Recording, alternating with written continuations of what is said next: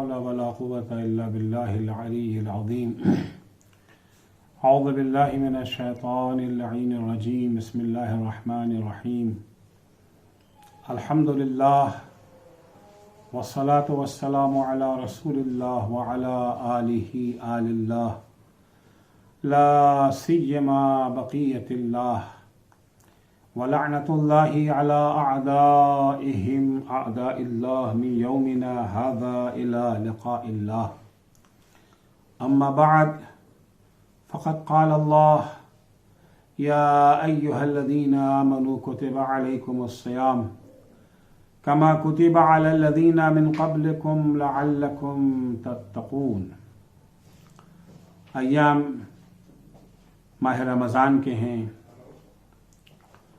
خداوند متعال نے ماہ رمضان میں ہم مومنوں کو ایک عظیم تحفہ عنایت کیا جس کا نام روزہ ہے. روزہ وہ عبادت جس کی نسبت اللہ جل شانہ نے خود اپنی طرف دی ہے اور اس کی جزا ثواب اور انعام اس خالق ہستی نے خود اپنے کو قرار دیا. اور روزے کا مقصد تقوی سے آراستہ ہونا قرار دیا. اللہ نے اپنے بندوں پر روزہ اس لیے واجب کیا تاکہ اس کے بندے روزے کے سہارے متقی بن سکیں.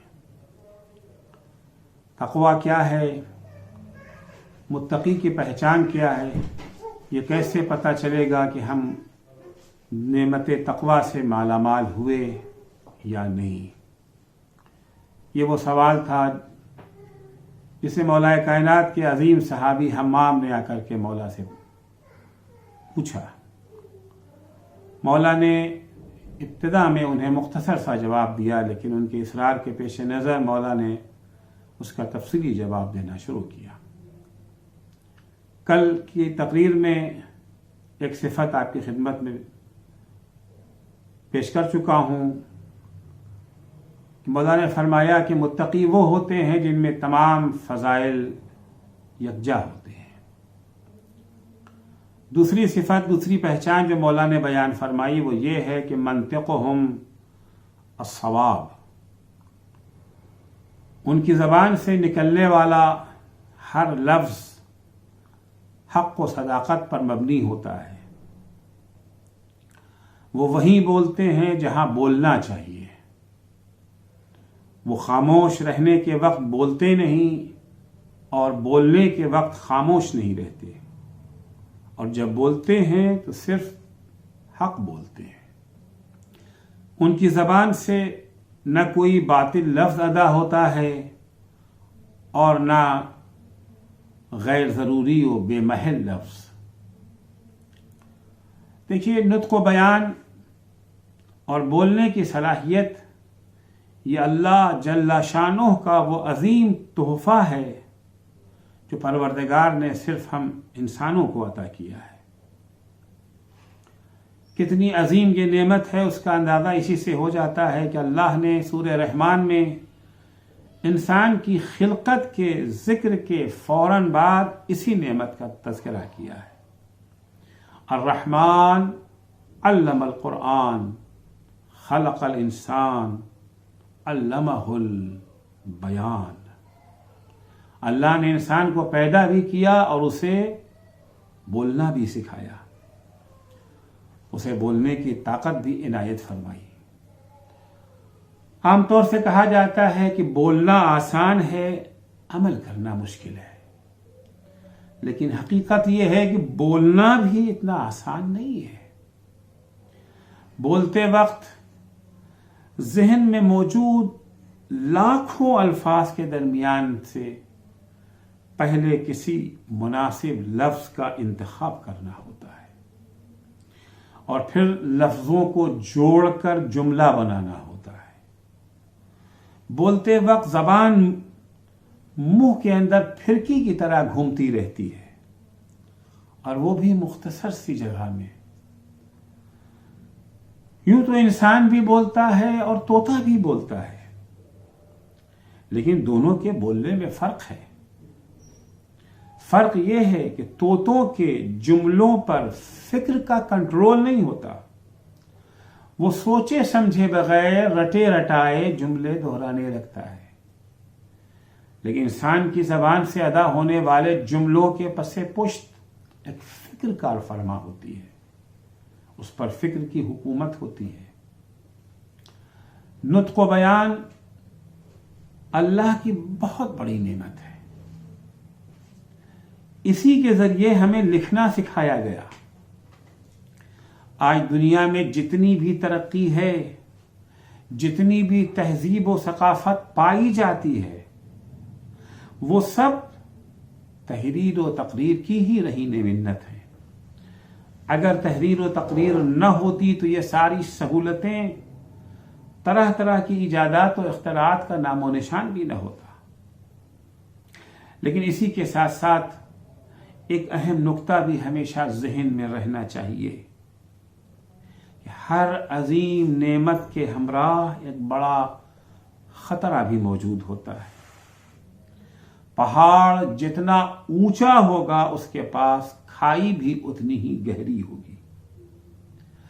زبان و بیان کی اس عظیم نعمت کے ہمراہ نہایت خطرناک کھائی بھی موجود ہے کہ اگر اس سرکش زبان کو قابو میں نہ رکھا گیا تو انسان کو اس خطرناک اور گہری کھائی میں گرا دے گی۔ اچھے اور باتقوی انسانوں کو ان کی زبان سے پہچانا جا سکتا ہے۔ جس کی زبان حق و صداقت کی پابند ہو وہی مومن ہے، لیکن اگر اس کی زبان آزاد ہو، آثار و نتائج کی پرواہ کیے بغیر جو چاہا بک دیا، وہ شخص کبھی بھی اچھا انسان نہیں ہو سکتا، چاہے وہ رات دن نماز و روزہ ہی میں کیوں نہ مصروف رہتا ہو۔ رسول خدا صلی اللہ علیہ وآلہ وسلم کی حدیث ہے کہ جس کسی کی زبان ہر قسم کی قید و بند سے آزاد ہو، اس کی باتوں کو اہمیت نہ دو۔ اگر ایسا انسان مکہ جا کر خانہ خدا کے ارد گرد چکر بھی لگانے لگے تو امام صادق کے بقول اسے حاجی نہ سمجھنا، شور و غل مچانے والا سمجھنا۔ ما اکثر الضجیج واقل الحجیج، جب امام سے فرمایا گیا کہ مولا اس سال کتنے زیادہ حاجی آئے ہیں، امام نے جواب دیا ما اکثر الضجیج واقل الحجیج، شور و غل مچانے والے زیادہ ہیں، واقعی حاجی تو بہت کم ہیں۔ اس کی زبان پر جاری ورد و مناجات شور و غل کے سوا کچھ نہیں ہے۔ بیان و لسان کی برکتوں کے ساتھ بہت سی آفتیں بھی موجود ہیں۔ مولا کائنات حضرت علی بن ابی طالب علیہ السلام فرماتے ہیں للکلام آفات، کلام کے لیے، گفتگو کے لیے، بات چیت کے لیے، زبان سے جو باتیں ہم ادا کرتے ہیں ان کے لیے بے شمار آفتیں بھی پائی جاتی ہیں۔ اسی لیے علماء اخلاق نے اپنی اخلاقی کتابوں میں آفات اللسان کے نام سے ایک چیپٹر قائم کیا ہے۔ آفتوں میں سے ایک آفت وہ ہے جس کی طرف امام محمد باقر علیہ السلام نے اشارہ کیا ہے۔ امام اس سلسلے میں فرماتے ہیں ان ھذا اللسان مفتاح کل خیر و شر، یہ زبان ہر اچھائی اور ہر برائی کی چابی ہے۔ فَيَنبَغِي لِلْمُؤْمِنِ أَن يَخْتِمَ عَلَى لِسَانِهِ كَمَا يَخْتِمُ عَلَى ذَهَبِهِ وَفِضَّتِهِ، انسان کی زبان خیر کی بھی چابی ہے، شر کی بھی چابی ہے، لہذا انسان کو چاہیے کہ اپنی زبان کی پوری طرح حفاظت کرے۔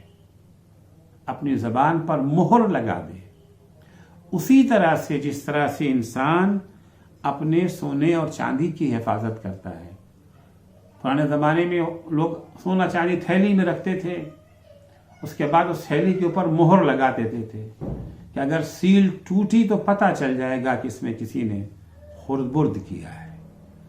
تو سیل ایک انتظام ہوتا تھا حفاظت کا، اسے بچائے رکھنے کا۔ فرماتے ہیں امام کہ اسی طریقے سے آپ کو چاہیے کہ اپنی زبان کی بھی حفاظت کریں، کیونکہ اگر زبان کو قابو میں نہ رکھا تو یہ زبان شر کی چابی بن جائے گی خیر کی چابی بننے کے بجائے۔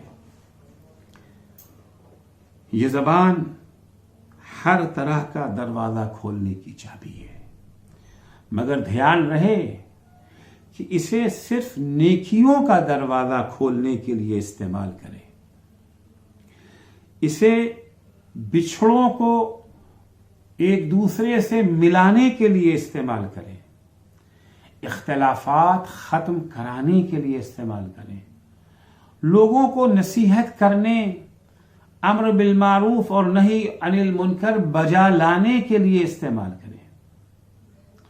ایک حدیث میں رسول خدا صلی اللہ علیہ وآلہ وسلم ارشاد فرماتے ہیں، يعذب اللہ لسان بعذاب لا يعذب اللہ به شيئا من الجوارح۔ اللہ زبان پر ایسا عذاب کرے گا جیسا عذاب بدن کے کسی حصے پہ نہیں کرے گا۔ فَيَقُولُ يَا رَبِّ عَذَّبْتَنِي بِعَذَابٍ لَمْ تُعَذِّبْ بِهِ شَيْئًا مِنَ الْجَوَارِحِ۔ زبان بارگاہ معبود میں عرض کرے گی، اے میرے پالنے والے، تو نے جیسا عذاب مجھ پر نازل کیا، جیسے عذاب میں تو نے مجھے مبتلا کیا، تو نے بدن کے کسی حصے کو ویسے عذاب میں مبتلا نہیں کیا۔ فَيُقَالُ لَهُ خرجت منك کلمۃ، پتہ ہے تجھے کیوں شدید ترین عذاب کیا؟ تجھ پر ایک ایسا لفظ جاری ہوا، زبان سے ایک ایسا لفظ باہر نکلا، فبلغت مشارق الارض ومغاربها، کہ وہ لفظ، وہ بات، وہ جملہ پوری دنیا میں پھیل گیا، مشرق و مغرب زمین کو اس نے اپنے احاطے میں لے لیا۔ شاید اس زمانے میں یہ حدیث صادر ہوئی تھی، اس زمانے میں لوگوں کے لیے سمجھنا مشکل رہا ہو کہ ایک زبان سے نکلا ہوا ایک جملہ پوری دنیا میں کیسے پھیل جائے گا۔ اگر جو گفتگو ہوئی ہے مکے میں بہت سے بہت مدینے تک جائے گی، شام تک پہنچتے ہوئے بھی ہفتوں لگ جائیں گے، فوراً پوری دنیا میں پھیل جائے مشرق و مغرب زمین میں۔ لیکن آج ٹیکنالوجی کی ترقی سے یہ بات بہت واضح ہو گئی ہے۔ اس وقت میں ہندوستان میں بیٹھا تقریر کر رہا ہوں، یہ تقریر پوری دنیا میں سنی جا رہی ہے، ہر جگہ لوگ اس سے استفادہ کر رہے ہیں۔ فبلغت مشارق الارض ومغاربها، مشرق و مغرب زمین میں یہ پھیل گئی یہ بات۔ فسفک بها الدم الحرام، زبان سے نکلے ہوئے اس جملے کے نتیجے میں یہ پوری دنیا میں پھیل گیا، نہ جانے ہی کتنے بے گناہوں کا خون بہا دیا گیا۔ وانتہب بها المال الحرام، اور نہ جانے کتنے ہی محترم مال لوٹ لیا گیا، کتنوں کے مال و دولت کو تباہ کر دیا گیا۔ وانتہک بها الفرج الحرام، اور اس ایک جملے کی وجہ سے نہ جانے کتنی باعصمت خواتین کی عصمت لوٹ لی گئی۔ آج اس حدیث کا مفہوم بہت آسانی سے سمجھا جا سکتا ہے۔ ایک وہابی مفتی فتویٰ صادر کر دیتا ہے، جس کے نتیجے میں القاعدہ وجود میں آ جاتی ہے، طالبان وجود میں آ جاتے ہیں، داعش وجود میں آ جاتی ہے، اور ان لوگوں نے جس طرح سے خون کی ہولی کھیلی ہے، جس طرح سے شہر ویران کر دیے ہیں، اس طرح سے ہزاروں بے گناہ اور باعفت خواتین کی عصمت لوٹی گئی ایک فتوے کے نتیجے میں، ایک جملے کے نتیجے میں۔ جس وقت ہیروشیما اور ناگاساکی پر ایٹم بم برسایا گیا، آرڈر ایک جملے ہی پر تو مشتمل تھا نا، ایک جملے کے آرڈر نے کتنی تباہی پھیلا دی۔ یہ جملہ کہاں سے ادا ہوا؟ زبان سے۔ اس لیے زبان اگر شر کا دروازہ کھولے گی، اگر شر کے دروازے کی چابی بن گئی زبان، تو جتنا عذاب زبان پر ہوگا اتنا عذاب بدن کے کسی حصے پر نہ ہوگا۔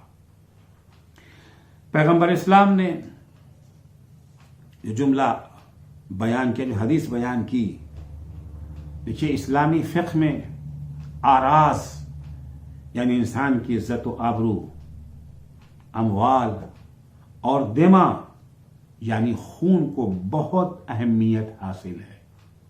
مومن کی عزت و آبرو، مومن کا مال، مومن کی جان، ان سب کو اسلام نے بہت ہی قدر و قیمت کی نگاہ سے دیکھا ہے۔ ان تینوں چیزوں کی حفاظت کا تاکیدی حکم ہے۔ اسی لیے پیغمبر اسلام نے زبان کے لیے اتنے شدید عذاب کا تذکرہ کیا ہے۔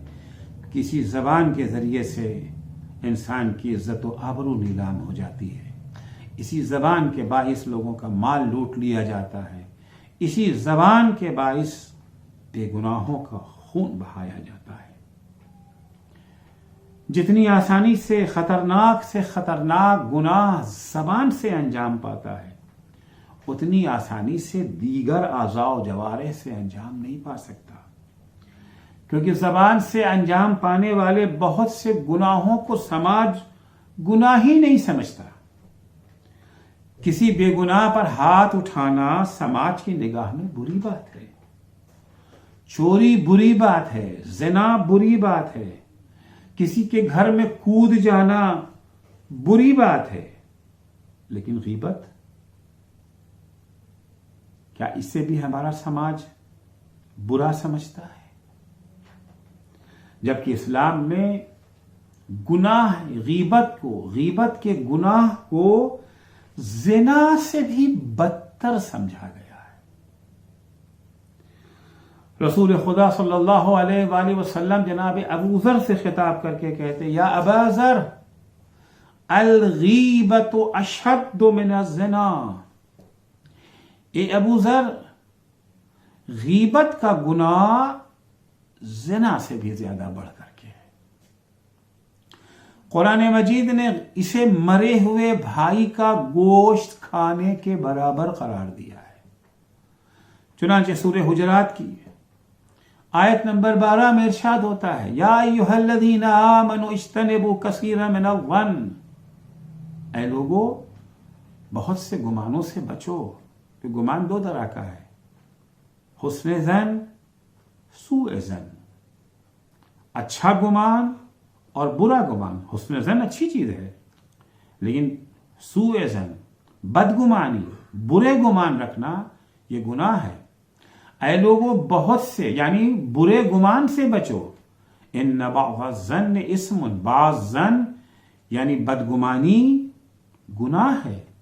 ولا تجسسوا، ایک دوسرے کی ٹوخ میں نہ رہو، ایک دوسرے کی کمیاں اور لغزشیں تلاش کرنے کی کوشش مت کرو۔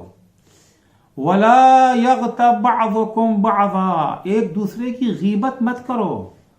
ایحب احدکم ان یأکل لحم اخیہ میتا فکرہتموہ، کیا تمہیں یہ پسند ہے کہ اپنے مرے ہوئے بھائی کا گوشت کھاؤ؟ تمہیں ناپسند ہے نا؟ جتنی شدت سے مرے ہوئے بھائی کے گوشت کھانے کی کراہیت محسوس کی جاتی ہے، اتنی ہی کراہیت یہ جو ہے وہ غیبت کے سلسلے میں ہے۔ اس کے باوجود ہم بڑی آسانی سے غیبت کر لیتے ہیں، کیونکہ سماج اس گناہ کو گناہ ہی نہیں سمجھتا۔ لیکن کسی کے قتل، کسی کے ساتھ زنا یا شراب خوری اور چوری کو سماج ابھی بھی گناہ سمجھتا ہے۔ اگر ہماری فیملی کا کوئی ممبر کسی سے غیر شرعی و ناجائز تعلق قائم کر لے، خبر ملتے ہی ہم اس پر پھٹ پڑتے ہیں، لیکن اگر وہی ہمارے سامنے کسی کی غیبت کرے تو ہمارے کانوں پر جو بھی نہیں رینگتی اگر اس کی حوصلہ افزائی نہ کریں۔ ٹوکنا تو دور کی بات ہے، ہم کبھی کبھی اس کی حوصلہ افزائی بھی کرنے لگتے ہیں، آگ پر تیل چھڑکنے کا کام بھی کرنے لگتے ہیں، بھڑکتی ہوئی آگ میں اور ایندھن ڈالنے لگتے ہیں، جبکہ غیبت کا گناہ اس ناجائز تعلقات سے کہیں زیادہ بڑا ہے۔ ایک اور گناہ جس کی قباحت ہمارے سماج میں ختم ہوتی جا رہی ہے وہ ربا اور سود خواری ہے۔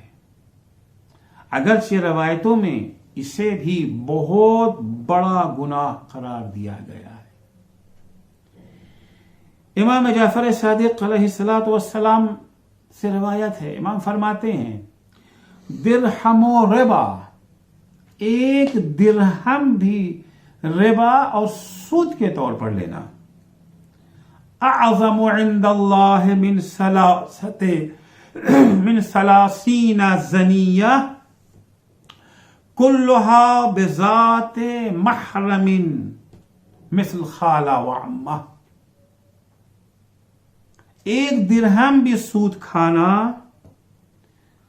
30 اس زنا کے اس زنا سے بھی بڑا گناہ ہے اللہ کے نزدیک جو محارم کے ساتھ انجام دیا جائے، جیسے خالہ یا پھوپھی کے ساتھ۔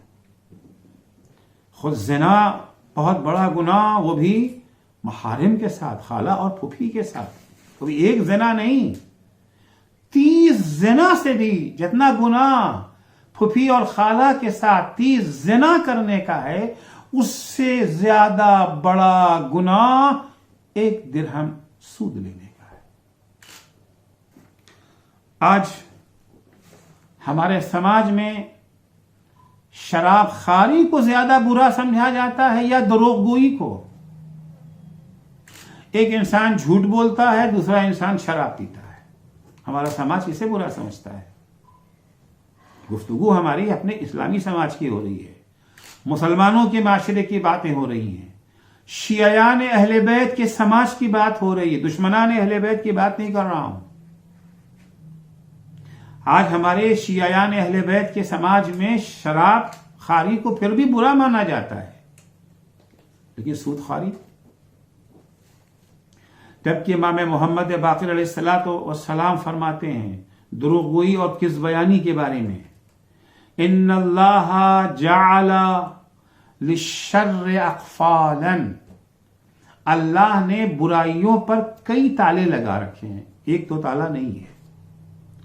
وَجُعِلَ مَفَاتِيحُ تِلْكَ الْأَقْفَالِ الشَّرَابِ، اور ان تالوں کی چابی اللہ نے قرار دیا ہے شراب کو، والکذب، اور جھوٹ کو۔ دو چیزیں ہیں، شراب اور جھوٹ، یہ دو چیزیں جو ہیں وہ برائیوں کے تالے کی چابی، جن کے ذریعے سے وہ تالے کھل جاتے ہیں، ساری برائیاں باہر آ جاتی ہیں۔ اس کے بعد امام فرماتے ہیں وَالْكِذْبُ شَرٌّ مِّنَ الشَّرَابِ، لیکن جھوٹ کا گناہ جو ہے وہ شراب سے بھی بڑھ کے ہے، جھوٹ شراب سے بھی بدتر ہے۔ جھوٹ کے سلسلے میں امام حسن عسکری علیہ السلام سے یہ روایت ہے کہ آپ فرماتے ہیں جُعِلَتِ الْخَبَائِثُ وَكُلُّهَا فِي بَيْتٍ وَاحِدٍ، اللہ نے ساری برائیوں کو ایک گھر میں بند کر دیا ہے۔ وَجُعِلَ مِفْتَاحُهَا الْكِذْبُ، اور اس برائی کی چابی جھوٹ کو قرار دیا گیا ہے۔ جب تک انسان جھوٹ نہیں بولے گا تب تک انسان کوئی گناہ نہیں کر سکتا۔ ہر گناہ کی چابی جھوٹ، دروغ گوئی ہے۔ زبان پر سب سے زیادہ عذاب، عرض کیا بھی حدیث نہ کہ سب سے زیادہ عذاب کس پر ہوگا؟ زبان پر ہوگا۔ زبان پر سب سے زیادہ عذاب کا ایک سبب یہ بھی ہے کہ جتنی قسم کے گناہ زبان سے سرزد ہوتے ہیں اتنی قسم کے گناہ کسی اور عضو سے صادر نہیں ہوتے۔ زبان سے تقریباً 30 قسم کے گناہ براہ راست سرزد ہوتے ہیں۔ کچھ گناہ وہ ہیں جو براہ راست سرزد ہوتے ہیں، کچھ گناہ وہ ہیں جو بالواسطہ، کچھ ڈائریکٹ کچھ انڈائریکٹ۔ وہ گناہ جو زبان سے ڈائریکٹ صادر ہوتے ہیں انہیں شمار کیا گیا، ان کی تعداد تقریباً 30 ہے، اور وہ گناہ جو انڈائریکٹ زبان سے صادر ہوتے ہیں ان کی تعداد تقریباً 200 گناہ ہے۔ 200 گناہ جو انڈائریکٹ صادر ہوتے ہیں۔ مولا فرماتے ہیں کہ دولت و تقوی سے مالا مال ہونے والے افراد زبان کے ان 30 گناہوں سے محفوظ ہوتے ہیں۔ منطقہم الصواب، وہ جو کچھ زبان سے ادا کرتے ہیں، جو کچھ وہ بولتے ہیں، اس میں کسی قسم کا کوئی گناہ نہیں پایا جاتا۔ حق و صداقت کے سوا اس میں کچھ نہیں ہوتا۔ حق ہے اور صداقت ہے۔ عزیزو، ان کی زبان سے حق و صداقت کے سوا کوئی لفظ ادا نہیں ہوتا۔ کیا ہم واقعی ایسا بن سکتے ہیں؟ ہمیں بھی تو متقی بننا ہے نا۔ عبادتیں کیوں کر رہے ہیں، روزہ کیوں رکھ رہے ہیں؟ متقی بننے کے لیے۔ تو کیا ہم متقی بن سکتے ہیں؟ متقی بننے کی شرط کیا ہے؟ کہ ہماری زبان سے جو ادا ہو وہ حق و حق کے سوا کچھ بھی ہماری زبان سے نہ نکلے۔ کیا یہ ممکن ہے؟ کیا ایسا ہو سکتا ہے؟ کیا ہم اپنے اندر انقلاب اور تبدیلی لا سکتے ہیں؟ کیا ہم ایسے انسان، ایسے متقی بن سکتے ہیں جن کی پہچان مولا کائنات نے بیان کی ہے؟ اور اگر بن سکتے ہیں تو اس کا طریقہ اور راستہ کیا ہے؟ کس طرح سے اپنی زبان کو قابو میں کر سکتے ہیں؟ اس بیماری کی کوئی دوا ہے تاکہ ہماری زبان گناہوں سے محفوظ رہے؟ زبان سے اگر گناہ انجام پا رہے ہیں، ہم بیمار ہیں، بیماری کا کوئی علاج ہے؟ جی ہاں، ہے اس کا علاج۔ حدیثوں اور روایتوں کے مطالعے سے کم از کم 5 نسخوں کا سراغ ملتا ہے کہ اگر کسی ایک نسخے پر بھی صحیح طریقے سے عمل کر لیں تو انشاءاللہ اس بیماری سے چھٹکارا پا جائیں گے۔ پہلا نسخہ، اگر ہم چاہتے ہیں کہ ہماری زبان سے گناہ سرزد نہ ہو، پہلا نسخہ ہے سکوت اور خاموشی۔ کوشش کریں کم بولنے کی، بر وقت بولنے کی، بر محل بولنے کی کوشش کریں۔ ہر وقت بولنا، ہر معاملے میں ٹانگ اڑانا، ہر وقت زبان چلانا یہ کوئی ہنر نہیں ہے۔ حدیثوں میں ہمیں تاکیدی حکم دیا گیا ہے کہ بلا ضرورت زبان نہ کھولیں۔ صرف تفریح طبع یا ٹائم پاس کے لیے زبان نہ کھولیں۔ زیادہ تر ہم جو باتیں کرتے ہیں یا تفریح طبع ہے یا ٹائم پاس کرنا ہے، بیٹھے ہوئے گپے لڑا رہے ہیں، کیا بھائی وہ ٹائم پاس کر رہے ہیں۔ کیونکہ جتنا زیادہ بولیں گے اتنا ہی زیادہ گناہ اور لغزش کا امکان بڑھ جائے گا۔ وہی زبان کھولیں جہاں بولنا ضروری ہو، جہاں بولنا سودمند اور فائدے مند ہو۔ ظاہر سی بات ہے، ایسے موقع پہ انسان ناپے گا، تولے گا، تب بولے گا۔ رسول خدا صلی اللہ علیہ وآلہ وسلم کی حدیث ہے کہ لا یسلم احد من الذنوب حتی یخزن لسانہ، کوئی انسان بھی اس وقت تک گناہوں سے بچ نہیں سکتا ہے جب تک وہ اپنی زبان کو لگام نہ لگا لے۔ اگر زبان بے لگام ہے، ہر وقت زبان چل رہی، بلا ضرورت باتیں کرنے سے کوئی فائدہ نہیں ہے، صرف بات کو آگے بڑھانے کے لیے۔ الکلام یجر الکلام، بات سے بات نکلتی چلی جائے، جس کا کوئی محاصل نہیں، سے کوئی ضرورت نہیں ہے۔ علماء اخلاق کہتے ہیں کہ سکوت تو خاموشی کا پھل نورانیت قلب ہے۔ سکوت و خاموشی عقل مندی کی علامت ہے.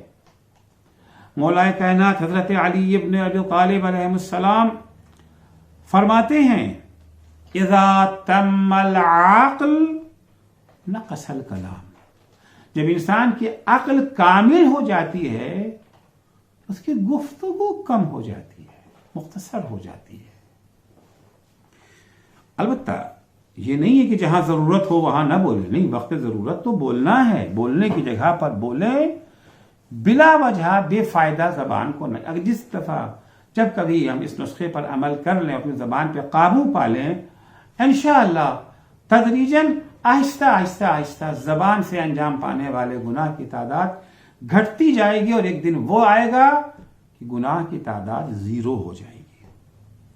دوسرا نسخہ اس سلسلے میں یہ ہے کہ پہلے سوچیں پھر بولیں. پہلے تفکر ہے پھر تکلم ہے.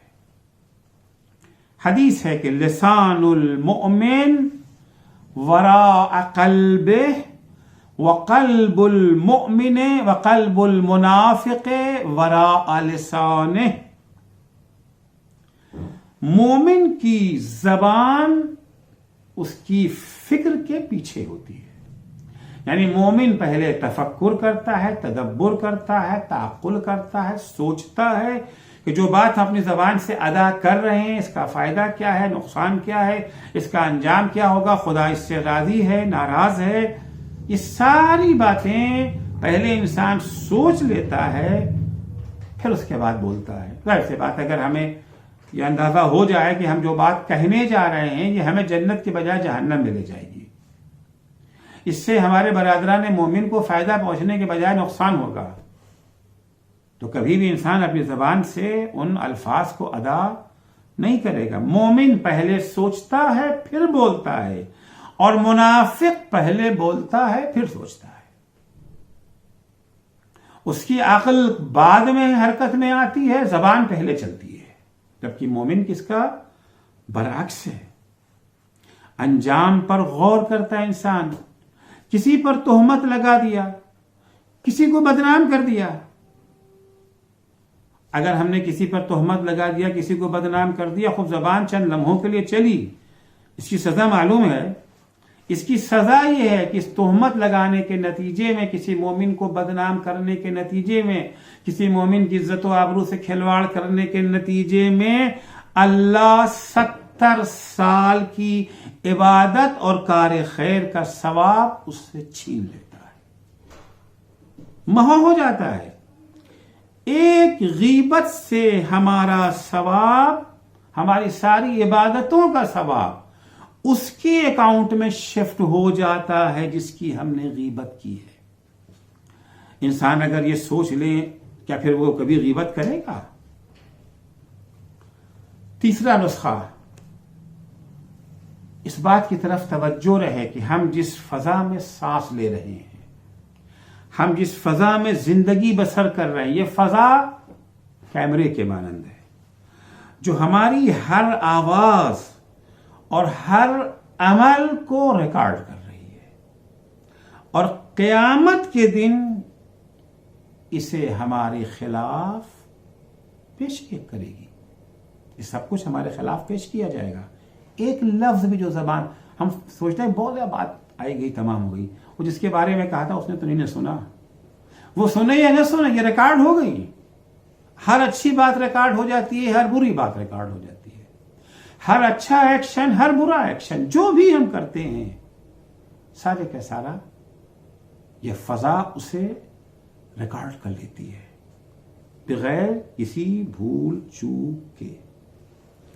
جب ہمیں یہ یقین ہو جائے گا کہ ہماری آواز ریکارڈ ہو رہی ہے تو بہت سنبھل کر بولیں گے. نپی تلی گفتگو آج بھی اگر ہمیں پتہ چل جاتا کہیں پر ہے کوئی صاحب کے پاس یہ جو ہے ایک دفعہ معلوم ہے کہ نہیں ریکارڈ نہیں ہو رہا ہے، بولنے چلے جا رہے ہیں، لیکن جیسے ہی احساس ہو جاتا ہے کہ ہماری گفتگو ریکارڈ ہو رہی ہے تو انسان سنبھل جاتا ہے. پھر ہر بات زبان پہ نہیں رہتا، بہت ناپ تول کے بولتا ہے. نپی تلی گفتگو کرتا ہے انسان، کیونکہ یہ سب کچھ وہاں پیش ہوگا نا، ریکارڈ ہو رہا ہے. آل عمران کی آیت نمبر 30 میں ہے کہ یوما تجدو کل نفس ما عملت من خیر محضرا وما عملت من سوء. قیامت کا دن وہ دن ہے جب ہر انسان کے سامنے جو کچھ اس نے اچھا کام کیا ہے اور جو کچھ اس نے جو ہے برا کام کیا ہے سب کچھ مجسم شکل میں اس کے سامنے حاضر ہوگا. یہ پورا ریکارڈ ہو رہا ہے. جیسے اس وقت میں گفتگو کر رہا ہوں، پوری گفتگو یہ جو ہے ریکارڈ ہو رہی ہے، ایکشن ریکارڈ ہو رہا ہے، چہرے کا اتار چڑھاؤ یہ جو ہے ریکارڈ ہو رہا ہے، آواز ریکارڈ ہو رہی ہے. اسی طریقے سے جو بھی ہم کرتے ہیں سب ریکارڈ ہو رہا ہے اور قیامت کے دن اسے پیش کیا جائے گا. اگر یہ تصور ہمیں ہو جائے، اگر یہ ہم باور کر لیں، اگر بولنے سے پہلے اس بات پر ایمان رکھیں، انشاءاللہ گناہوں کی تعداد، زبان سے انجام پانے والے گناہوں کی تعداد دن بدن گھٹتے گھٹتے زیرو ہو جائے گی. چوتھا نسخہ، اللہ نے کچھ افراد کو ہمارے تمام اعمال کو بطور عموم اور ہماری گفتگو بات چیت کو بطور خاص ریکارڈ کرنے کے لیے مقرر کیا. کچھ افراد مقرر ہیں، یہ فضا تو ہے ہی، کچھ افراد مقرر ہیں اور ان سب سے بالا تر خود وہ عظیم ہستی ہم پر نظر رکھے ہوئے ہے جو لا تأخذہ سنۃ ولا نوم، نہ سوتی ہے اور نہ اونگتی ہے وہ ہستی. قل اعملوا فسيرى الله ورسوله والمؤمنون. قرآن میں ہے تم عمل کرو، جو لفظ تم زبان سے ادا کرتے ہو، جو ایکشن تمہارے اعضاء و جوارح سے انجام پاتا ہے، میرے حبیب ان سے کہہ دیجئے اللہ، اس کے رسول اور ائمہ اطہار سب ریکارڈ کر رہے ہیں، اسے وہ دیکھ رہے ہیں، سب ان کی نگاہوں کے سامنے ہے. ہمیں اگر یہ احساس ہو جاتا ہے کہ ایک بچہ بھی ہمیں دیکھ رہا ہے تو ہمارے حرکات و سکنات میں تبدیلی آ جاتی ہے. کوئی ایسا کام بچے کے سامنے بھی نہیں کرتے جس کے باعث ہمیں شرمندہ ہونا پڑے، تو خدا کے سامنے، رسول کے سامنے، ائمہ طاہرین علیہ السلام کے سامنے اگر یہ احساس ہو جائے کہ ہماری زبان سے نکلا ہوا ہر لفظ خدا سن رہا ہے، پیغمبر سن رہے ہیں، امام زمانہ سن رہے ہیں، یقیناً ہماری زبان سے انجام پانے والے گناہوں کی تعداد دن بدن گھٹتے گھٹتے زیرو ہو جائے گی. آخری اور پانچواں نسخہ، یہ یاد رہے کہ ہماری گفتگو بھی ہمارے اعمال ہی کا حصہ ہے. آخر کبھی کبھی ہم سوچتے یہ ہیں کہ ہمارا عمل تو ٹھیک ہونا چاہیے، بات تو آئی گئی تمام ہو گئی. نہیں، ہماری گفتگو، ہمارے زبان سے نکلا ہوا ہر لفظ ہمارے اعمال ہی کا حصہ ہے. مثلا اگر کسی بے گناہ کو تماشا مار دینے کو ہم برا سمجھتے ہیں تو اپنے جملوں سے تکلیف پہنچانے کو بھی برا سمجھنا چاہیے. جتنی اہمیت کسی بے گناہ کو تماچا لگانے کی ہے اتنی ہی اہمیت کسی کو اپنی لفظ، اپنی باتوں سے تکلیف پہنچانے کی ہے. ہم اس بات سے غافل ہیں کہ نیزے اور تلوار کا زخم بھر جاتا ہے، زبان کا زخم نہیں بھرتا. کسی کی غیبت کا گناہ اسے تماچا مارنے کے گناہ سے کہیں زیادہ ہے. پیغمبر اسلام صلی اللہ علیہ وآلہ وسلم سفر پہ جا رہے تھے کہ معاذ بن جبل حضور اکرم کی خدمت میں حاضر ہوتے ہیں اور کہتے ہیں یا رسول اللہ نصیحت فرما دیجئے جو ہمیں جنت تک پہنچا سکے. حضور اکرم نے معاذ بن جبل کو نصیحت کرتے ہوئے فرمایا کہ اے معاذ، اپنی زبان کو قابو میں رکھو. معاذ نے تعجب سے پوچھا یا نبی اللہ، وَإِنَّ الْمُؤَاخِذُونَ بِمَا نَتَكَلَّمُ بِهِ، اے اللہ کے رسول، کیا یہ جو زبان سے ہم باتیں کرتے ہیں اس کا بھی حساب ہوگا؟ اس کے سلسلے میں بھی ہمیں جواب دینا پڑے گا؟ اس کی بھی ہمیں سزا ملے گی؟ حضور نے جواب میں فرمایا سکلت کا امک یا معاذ، اے معاذ تمہاری ماں تمہارے ماتم میں بیٹھے ہیں. وَهَلْ يُكَبَّ النَّاسُ فِي النَّارِ عَلَى وُجُوهِهِمْ هل يكب الناس في النار على وجوههم إلا حصائد ألسنتهم. اگر کچھ لوگوں کو اوندھے منہ جہنم میں ڈالا جائے گا تو کیا یہ ان کی زبانوں کے نتائج کے سوا کچھ اور ہے؟ اگر لوگ اوندھے منہ جہنم میں ڈالے جائیں گے تو اس کا ریزن، اس کا سبب یہ ہے کہ انہوں نے اپنی گناہوں، اپنی زبانوں سے کچھ گناہ انجام دیے. اگر ہم متقی بننا چاہتے ہیں، اگر ہم چاہتے ہیں کہ ہمارا شمار متقین میں ہو، اگر ہم آخرت میں نجات چاہتے ہیں، کیونکہ والعاقبۃ للمتقین، نجات آخرت میں متقین ہی کے لیے، تو متقین کی پہچان یہ ہے کہ ان کی زبان سے کبھی بھی کوئی لغو، بیہودہ، عبث، گناہ کا لفظ ادا نہیں ہوتا ہے. مولا فرماتے کہ منطقہم الصواب، ان کی زبان سے نکلا ہوا ہر لفظ حق و صداقت کا ترجمان ہوتا ہے. خدا بند متعال سے دعا ہے کہ اللہ جل شانہ ہم سب کو سچ بولنے کی توفیق عنایت فرمائے، حق بولنے کی ہمیں توفیق عنایت فرمائے. ہماری زبان ہمیشہ خیر کے لیے کھلے، کبھی بھی ہماری زبان شر کے راستے پر نہ کھلے. والسلام علیکم ورحمۃ اللہ وبرکاتہ.